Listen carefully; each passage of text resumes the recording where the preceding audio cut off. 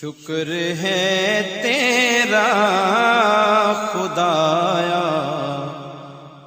میں تو اس قابل نہ تھا۔ حامدا ومصليا أما بعد فأعوذ بالله من الشيطان الرجيم بسم الله الرحمن الرحيم وَإِذَا ضَرَبْتُمْ فِي الْأَرْضِ فَلَيْسَ عَلَيْكُمْ جُنَاحٌ أَن تَقْصُرُوا مِنَ الصَّلَاةِ وَإِذَا ضَرَبْتُمْ، اور جب تم چلو فی الارض، زمین کے اندر، فلیس علیکم، پس نہیں ہے تم پر، جناح، کوئی گناہ، ان تقصروا من الصلاۃ، یہ کہ تم قصر کرو نماز کے اندر۔ ان خفتم، اگر تمہیں خوف ہو، ان یفتنکم الذین کفروا، یہ کہ فتنے کے اندر ڈالیں گے تمہیں وہ لوگ کہ جو کافر ہیں، کافر لوگ فتنے کے اندر ڈالیں گے۔ ان الکافرین، بے شک کافر، کانوا لکم عدوا مبینا، وہ تمہارے کھلم کھلے دشمن ہیں۔ کانوا، ہیں، تھے، لکم، تمہارے لیے، یہ شروع کے اندر لام، اس کا معنی کے لیے، کم، تم، عدو، دشمن، مبینہ، کھلم کھلے، واضح دشمن۔ ارشاد فرمایا جب تم زمین کے اندر چلو پھرو، چکے اللہ کریم جل شانہ نے پچھلی آیات طیبہ کے اندر جہاد کا حکم فرمایا، ہجرت کا حکم فرمایا۔ اب ظاہر ہے ہجرت کے لیے تو نکلنا ہے، جہاد کے لیے تو نکلنا ہے، زمین کے اندر لمبے سفر بھی کرنا پڑیں گے، تو فرمایا جب تم زمین کے اندر چلو پھرو تو اس وقت تم اپنی نماز کے اندر قصر کر لو، اس کے اندر کوئی حرج نہیں ہے۔ نماز کے اندر تم قصر کرو، اس کے اندر تمہیں کوئی گناہ نہیں، یعنی نماز کو کم کر دو۔ جو تم نے زور کی نماز کی 4 رکعتیں پڑھنی ہے وہاں پر 2 رکعتیں پڑھیں، عصر کی نماز کی 4 ہیں وہاں پر 2 پڑھیں، عشاء کی نماز کی 4 ہیں وہاں پر 2 پڑھیں، سنتے ہیں۔ اور وطر، ان کے اندر قصر نہیں ہوتا، قصر ہوتا صرف فرائض کے اندر۔ تو اللہ کریم جل شانہ نے یہ مسلمانوں کو ایک نعمت سے نوازا، ان کے لیے آسانی پیدا فرمائی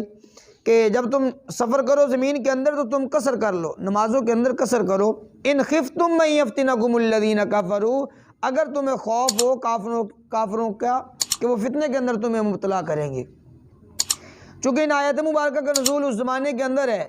کہ جس زمانے کے اندر ہر طرف سے فتنوں کا خوف ہے، کافروں کا خوف ہے ہر طرف سے، تو فرمایا کہ اگر تمہیں خوف ہو، لیکن یہ بات کے اندر یہ خوف والی جو آیت ہے، خوف کے ساتھ اس کا جو تعلق ہے اس کو ختم کر کے اس کو عام کر دیا گیا کہ تمہیں خوف ہو یا نہ ہو پھر تم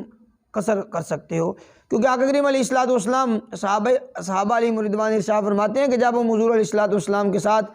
مکہ سے مدینہ یا مدینہ سے مکہ کی طرف جاتے، بغیر خوف و خطر کے بھی اللہ کے نبی صلی اللہ تعالیٰ علیہ وسلم ہمیں نماز قصر پڑھاتے،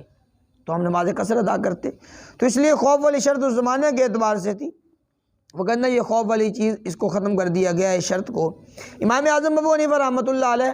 ان کے یہاں وہ ارشاد فرماتے ہیں کہ ایک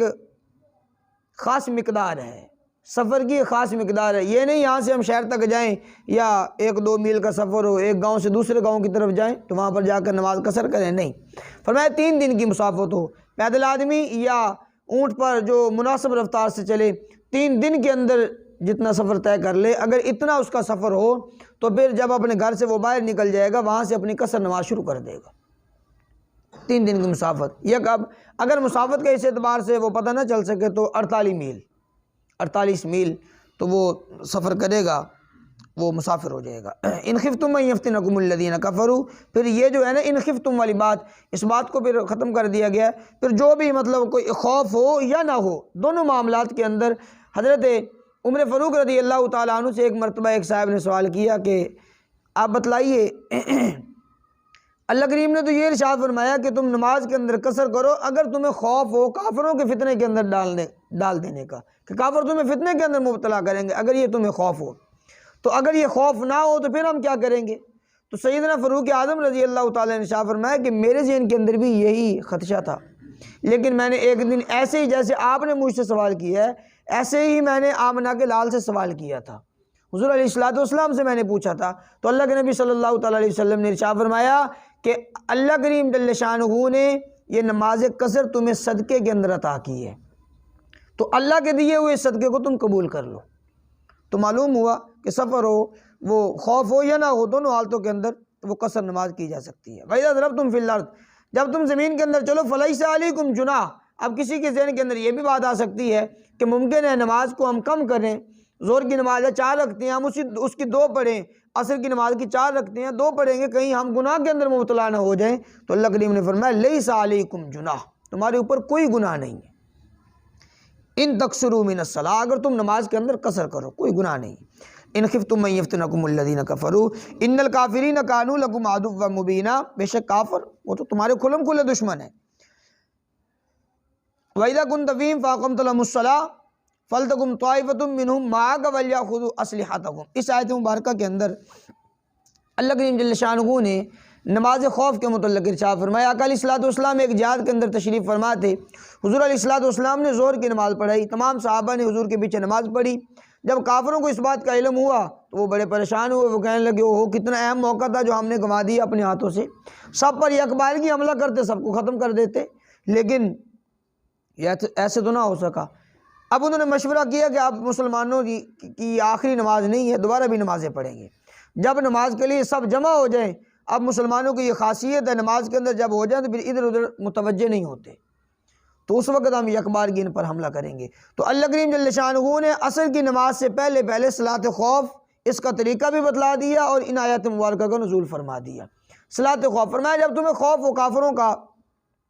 یا کسی اور چیز کا کہ جس کی وجہ سے اگر تم نماز کے اندر سارے مشغول ہو جاؤ تو وہ تم پر حملہ کر کے تمہیں ختم کر سکتا ہے، مثلا کوئی سانپ ہے، کوئی اژدہا ہے، اس کا تمہیں کوئی خوف ہے، اب تم نماز کے اندر مشغول ہو جاؤ تو وہ تمہیں آ کر نقصان پہنچائے گا۔ یا اسی طرح تم نے وہ نماز کے اندر مشغول ہو گئے، جہاد کے اندر وہ چل رہا ہے معاملہ، تو کافر لوگ تم پر حملہ کر کے تمہیں ختم کر سکتے ہیں، تو ایسی صورت کے اندر فرمایا تمہیں نماز خوف ادا کر دینی چاہیے۔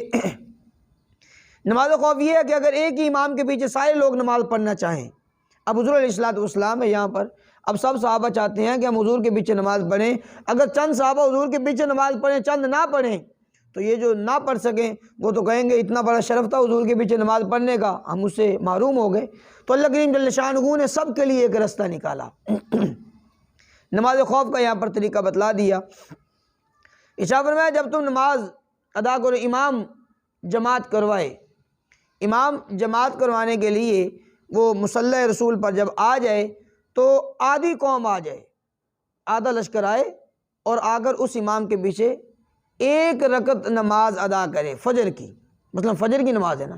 1 رکعت ادا کرے۔ جب امام 1 رکعت کو مکمل کر لے، سجود مکمل کر لے، اس کے بعد وہ سارا لشکر واپس چلا جائے، جو دوسرا لشکر جو کافروں کے ساتھ مقابلے کے اندر کھڑا ہے وہ آ جائے،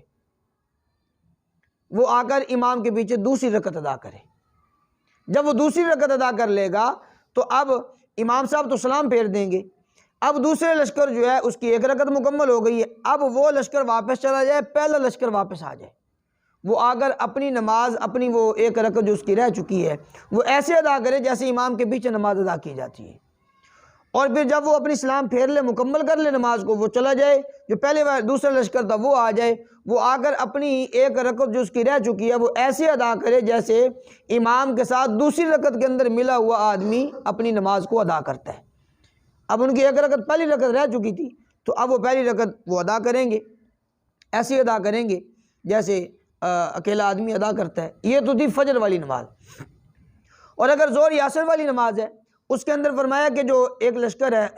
وہ آئے، آ کر امام کے پیچھے 2 رکعتیں ادا کرے، امام کے پیچھے 2 رکعت ادا کرے گا۔ جب امام صاحب 2 رکعت کو مکمل کر لیں گے تو وہ لشکر چلا جائے گا کفار کے مقابلے کے اندر، جو مقابلے کے اندر لشکر کھڑا ہے وہ آ جائے گا، وہ آ کر نماز ادا کرے گا، وہ دوسری 2 رکعتیں امام کے پیچھے ادا کرے گا۔ جب امام صاحب 4 رکعتیں مکمل کر لیں، سلام پھیر دیں گے، تو اب وہ لشکر بغیر سلام پھیرے اٹھ کر واپس چلا جائے، پہلا لشکر واپس آ جائے، وہ آ کر اپنی 2 رہی ہوئی رکعتوں کو ادا کریں گے۔ جب وہ اپنی سلام پھیر دیں، مکمل کر لیں نماز کو، وہ چلے جائیں، جو دوسرا لشکر ہے وہ آ جائے، وہ آ کر اپنی پہلی 2 رکعتوں کو ادا کرے گا۔ یہ اس طریقے سے ظہر اور عصر اور عشاء کی نماز ہے۔ اسی طرح اگر مغرب کی نماز ہے تو مغرب کی نماز کے اندر جو پہلا لشکر ہے وہ 2 رکعتیں ادا کرے گا، بعد والا لشکر 1 رکعت ادا کرے گا، اسی طریقے کے ساتھ وہ بھی اپنی نماز کو مکمل کریں گے۔ تو اللہ کریم جل شانہ نے یہ خوف کی حالت کے اندر اسلحے کو اپنے ساتھ رکھنے کا بھی حکم دے دیا، کہ اپنے اسلحے کو اپنے ساتھ تم رکھ سکتے ہو اور اس طریقے کے ساتھ تم نماز بھی ادا کر سکتے ہو۔ اس آیت مبارکہ کا ترجمہ دیکھیے، اللہ کریم جل شانہ نے ہمیں مسائل سمجھائے۔ وَإِذَا كُنْتَ فِيهِمْ، اور جب آپ ہوں ان کے اندر، اے محبوب جب آپ ان لوگوں کے اندر تشریف فرما ہوں، فَأَقَمْتَ لَهُمُ الصَّلَاةَ، پس آپ نماز پڑھائیے ان کو، پس آپ نماز قائم کیجئے ان کے لیے۔ فَلْتَقُمْ طَائِفَةٌ، پس چاہیے کہ کھڑا ہو ایک گروہ، منہم ان میں سے، معاک آپ کے ساتھ نماز پڑھنے کے لیے۔ وَلْيَأْخُذُوا، اور وہ لے لیں، أَسْلِحَتَهُمْ، اپنے اسلحے کو، اپنے ہتھیاروں کو بھی اپنے ساتھ رکھیں۔ فَإِذَا سَجَدُوا، پس جب وہ سجدہ کر لیں، سجدہ کر چکیں، تو فَلْيَكُونُوا مِن وَرَائِكُمْ، پس چاہیے کہ وہ ہو جائیں، مِن وَرَائِكُمْ، تم سے پیچھے۔ وَلْتَأْتِي، اور آ جائے، طَائِفَةٌ أُخْرَىٰ، دوسرا گروہ آ جائے جو کفار کے مقابلے کے اندر کھڑا ہے، وہ گروہ آ جائے، لم یصلوا، جنہوں نے نماز نہیں پڑھی، لم یصلوا، انہوں نے نماز نہیں پڑھی، فل یصلوا، پس چاہیے کہ وہ نماز ادا کرے، معاک آپ کے ساتھ، ولیأخذوا، اور چاہیے کہ وہ پکڑیں، اسلحتہم، اپنا حذرہم واسلحتہم، حذرہم کا معنی ہوتا ہے وہ ڈھال، جو جنگ کے اندر بچاؤ کے لیے، اپنے بچاؤ کے لیے جو ڈھال استعمال کی جاتی ہے، حذرہم، اپنے بچاؤ کو بھی پکڑیں، واسلحتہم، اور اپنے اسلحے کو بھی پکڑیں، اپنا اسلحہ بھی ساتھ رکھیں اور جناب اپنی جو ڈھال ہے زرہ وہ بھی پہن کر رکھیں۔ وَدَّ الَّذِينَ كَفَرُوا، چاہتے ہیں الذین، وہ لوگ کہ جو کافر ہیں، کافر لوگ تو یہ چاہتے ہیں، لَوْ تَغْفُلُونَ، کہیں تم غافل ہو جاؤ، عن اسلحتکم، اپنے ہتھیاروں سے، وَأَمْتِعَتِکم، اور اپنے ساز و سامان سے۔ کافر لوگوں کی تو یہ خواہش ہے، کہیں تم اپنے اسلحے سے اور جناب اپنے ساز و سامان سے غافل ہو، وہ تم پر حملہ کریں، فَيَمِيلُونَ عَلَيْكُمْ مَيْلَةً وَاحِدَةً، وہ چاہتے ہیں، فَيَمِيلُوا، پس وہ حملہ کر دے، یمیلون، پس وہ حملہ کر دے، علیکم، تم پر، میلتن واحدہ، یک بار کی حملہ کرنا۔ کافر لوگ تو یہ چاہتے ہیں کہ کہیں تم غافل ہو جاؤ اپنے اسلحے سے، اپنے ساز و سامان سے، پس وہ حملہ کر دے تم پر ایک ہی مرتبہ حملہ کرنا۔ ولا جناح علیکم، تم پر کوئی گناہ نہیں۔ یہ دیکھیے اللہ کریم نے پہلے یہ لازم فرما دیا اس حکم کو کہ اپنے اسلحے کو اور اپنے بچاؤ کو، جو تمہاری ڈھال ہے جس کے لیے تم اپنا بچاؤ کرتے ہو، اس کو تم اپنے ساتھ رکھو نماز کے اندر۔ لیکن ساتھ میں یہ بھی حکم فرما دیا اگر تمہیں تنگی ہو یا بارش ہو، بارش کی وجہ سے جگہ ایسی بن چکی ہو، حالات ایسے بن چکے ہوں کہ یا سردی بہت زیادہ ہو جس کی وجہ سے اب تم مسئلہ بھی اٹھاؤ، اپنی زرہ کو بھی اٹھا کر رکھو، اپنی ڈھال کو بھی، یہ تمہارے لیے مشکل ہو جائے، یا تمہیں کوئی مرض لائق ہو جائے جس کی وجہ سے یہ تمہارے لیے سب کچھ اٹھانا مشکل ہے، تو پھر تمہیں اجازت ہے کہ تم اپنا اسلحہ نماز کے اندر نیچے رکھ سکتے ہو۔ ہاں لیکن اپنے ڈھال کو اپنے اوپر رکھو، کہیں یہ نہ ہو کہ کافر تم پر یک بارگی حملہ کریں اور تم اپنا وہ ڈھال بھی استعمال نہ کر سکو، تو اپنی ڈھال اپنے اوپر ضرور رکھو تاکہ تم ان سے بچاؤ کا ایک وہ ذریعہ تمہارے پاس ہونا چاہیے۔ ولا جناح، نہیں ہے گناہ تم پر، ان کان بکم، اگر ہوں بکم تمہیں، اذن کوئی تکلیف، من مطر، بارش کی وجہ سے، او کنتم مرضی، یا تم مریض ہو، ان تضعوا اسلحتکم، یہ کہ تم رکھو اپنے اسلحے کو، اپنے ہتھیار کو نیچے رکھ دو، اس کے اندر پھر تمہیں کوئی گناہ نہیں ہے، کوئی حرج والی بات نہیں ہے۔ اگر بارش کی وجہ سے وہ تکلیف کا وہ ماحول بن چکا ہے یا کوئی مرض تمہیں ایسا لائق ہو چکا ہے، سب کچھ تم اٹھا نہیں سکتے، اٹھاؤ گے تو مشکل ہو جائے گی، تو فرمایا اس وقت تم اپنے اسلحے کو نیچے رکھ سکتے ہو۔ وَخُذُوا حِذْرَكُمْ، اور تم پکڑو حِذْرَكُمْ، اپنے بچاؤ کو، تو جو تمہاری ڈھال ہے، جو تمہارے بچاؤ کا ذریعہ ہے، اسے تم پکڑ کر رکھو نماز کے اندر بھی۔ ان اللہ، بے شک اللہ، اعد للکافرین، تیار کر رکھا ہے کافروں کے لیے، عذاب مہینہ، ذلت امیز، ذلت والا عذاب اللہ نے کافروں کے لیے تیار کر رکھا ہے، مہینہ، ذلت والا عذاب۔ فَإِذَا قَضَيْتُمُ الصَّلَاةَ، پس جب تم نماز پڑھ لو، قضیتم، نماز پڑھ چکو، قضیتم کا معنی ہوتا ہے پورا کرنا، جب تم پورا کر لو نماز کو، تو فذکروا اللہ، تو تم اللہ کا ذکر کرو، فذکروا اللہ، اللہ کا ذکر کرو، قیاما وقعودا، قیاماً کھڑے ہو کر، وقعودا بیٹھے ہوئے، وعلی جنوبہم، اپنے پہلوؤں کے بل لیٹے ہوئے، ہر حالت کے اندر تم ذکر کرو۔ حضرت ابن عباس رضی اللہ تعالیٰ عنہ فرماتے ہیں کہ اللہ کریم جل شانہ نے فرائض کی ایک حد مقرر کی ہے، لیکن ذکر اللہ کی حد مقرر نہیں ہے۔ فرائض اپنے وقت کے اندر ایک محدود مدت کے اندر ادا ہوں گے، لیکن ذکر اللہ کریم نے ہمیں وہ نعمت عطا فرمائی ہے۔ نماز سے پہلے بھی ذکر کرو، نماز کے بعد بھی ذکر کرو، کھڑے ہوئے بھی ذکر کرو، بیٹھے ہوئے بھی ذکر کرو، لیٹے ہوئے بھی ذکر کرو، جس حالت کے اندر تم ذکر کرنا چاہتے ہو اللہ کا تم ذکر کر سکتے ہو۔ فَإِذَا اطْمَأْنَنْتُمْ، پس جب تم مطمئن ہو جاؤ، یعنی اس خوف سے تم نکل آؤ، یہ خوف والی وہ معاملہ ختم ہو جائے، تو فَأَقِیمُوا الصَّلَاةَ، پس تم نماز کو ادا کرو، یعنی پھر معمول پر تم نماز ادا کر دو، جیسے عموماً نماز ادا کی جاتی ہے، پھر تم نماز ادا کرو۔ اِنَّ الصَّلَاةَ، بے شک نماز، کانت علی المؤمنین، مومنین پر کتاباً موقوتا، دو چیزیں، کتاباً ایک تو فرض ہے اور دوسرا موقوتا۔ موقوتا مقررہ وقت کے اندر، اس کے اوقات، اپنے اوقات کے اندر یہ نماز فرض ہے، بس کتاباً موقوتا مقرر ہے اور فرض کی گئی ہے، اور مقررہ اوقات کے اندر نماز کے اندر یہ دو صفتیں بتلائی ہیں۔ وَلَا تَهِنُوا فِي ابْتِغَاءِ الْقَوْمِ، آقا کریم علیہ الصلوۃ والسلام نے جب غزوہ احد سے واپس تشریف لے کر کے آئے، اب صحابہ بڑے زخمی تھے، تو اللہ کے نبی صلی اللہ تعالیٰ علیہ وسلم نے چند صحابہ کو ارشاد فرمایا بھی جاؤ تم کافروں کے پیچھے جاؤ اور ان کے حالات معلوم کر کے آؤ کہ وہ کیا کرنا چاہتے ہیں، ان کے کیا حالات ہیں۔ تو صحابہ کہنے لگے یا رسول اللہ ابھی ہم بہت زخمی ہیں، کچھ اور ہمیں مہلت دے دیں، تو کچھ زخم اچھے ہو جائیں پھر اس کے بعد جائیں گے۔ تو اللہ کریم جل شانہ نے اس آیت مبارکہ کا نزول فرمایا کہ وَلَا تَهِنُوا فِي ابْتِغَاءِ الْقَوْمِ، نہ تم سستی کرو فِي ابْتِغَاءِ الْقَوْمِ، قوم کا پیچھا کرنے میں، قوم کا پیچھا کرنے میں تم سستی نہ دکھلاؤ، اس معاملے کے اندر تمہیں رکنا نہیں چاہیے۔ جیسے اللہ کے نبی نے تمہیں ارشاد فرما دیا، تمہیں فوراً نکل جانا چاہیے آقا کریم علیہ الصلوۃ والسلام کے حکم کی تعمیل کرتے ہوئے۔